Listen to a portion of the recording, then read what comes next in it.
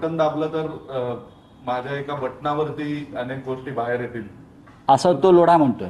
हो, त्याच्यामध्ये आता सध्या आरोग्य खातं आता कोणत्या सांभाळत गोष्टी रामेश्वर नाईक यांच्यासह अनेकांची नावं घेतली. नाही नाही, बघा अनेकांची नावं घेतली. मला माझं इतकंच म्हणणं आहे, पोलीस तपासात या गोष्टी बाहेर यायला पाहिजे. पोलिसांनी निपक्षपणे तपास करावा. हे प्रकरण केंद्रीय तपास यंत्रणांनी तपास करावा. इतकं भयंकर आहे.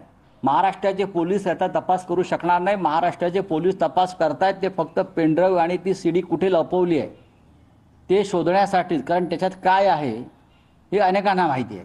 तुम्ही आपल्या लेखात म्हणताय की दिल्लीतील हमीदाबाई हे सगळं करते म्हणून हा महाराष्ट्राचा राजकारणाचा कोठा झालेला आहे ना. महाराष्ट्राच्या राजकारणामध्ये कोठा झाला आणि कोठ्यावरती जे नाचतायत आता त्यांचं नाचवणारे सगळे त्या कोठीचे हमीदाबाई दिल्लीमध्येच आहे ना. ते होऊच शकत नाही. त्रिभाषा सूत्रावर तुम्ही महाजनांचा उल्लेख केला की याचे सूत्रधार महाजनच आहेत. त्यांनी काल पत्रकार परिषद घेतली. त्यांनी फोटो दाखवले. उद्धव ठाकरेंसोबत प्रफुल्ल लोढांचे फोटो आहेत. शरद पवारांसोबत बघा लोढा भाजपात होता का? त्यासमोर ते सर्व लोढा अहो सर्व फोटो सोडून द्या हो. तो पेढा कोणाला भरवतो आहे? तो मिठी कोणाला मारतो आहे? तो कोणत्या पक्षात होता? आणि त्याचा जो व्हिडिओ तो सांगतोय तो काय सांगतोय? तो कोणाचं नाव घेतो आहे?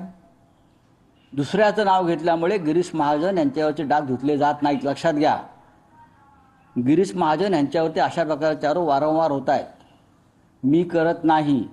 महाराष्ट्राच्या मंत्रिमंडळात देवेंद्र फडणवीस यांचे संकट मोचक जे स्वतःला समजून घेत आहेत त्यांचं कॅरेक्टर काय आहे त्या सगळ्या मंत्र्यांच्या सगळ्या किती शुद्ध चारित्र्याचे लोक आहेत. कुंभला जाऊन तुम्ही डुबक्या वगैरे मारल्या असाल हो म्हणून काय महाराष्ट्र शुद्ध झाला नाही. महाराष्ट्र अधिक गढूळ झाला आहे.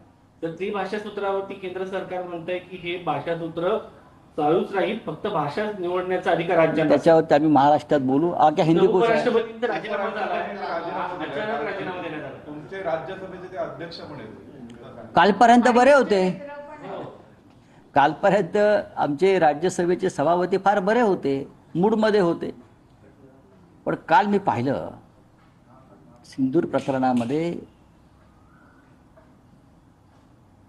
खरगे जेव्हा बोलायला उभे राहिले आणि त्यांचा माईक बंद झाला आणि सभागृह नेते लीडर ऑफ द हाऊस बोलायला उभे राहिले तेव्हा त्यांनी त्यांच्या जागेवरून सभापतीचे उपराष्ट्रपतीचे अधिकार आपल्याकडे घेतले. ते म्हणाले जाहीरपणे कोणाला? विरोधी पक्षनेत्यांना, खरगेजी तुम्ही जे बोलताय ते रेकॉर्डवर जाणार नाही आणि मी बोलतोय तेच रेकॉर्डवर जाईल जे सभापतीने सांगायला पाहिजे.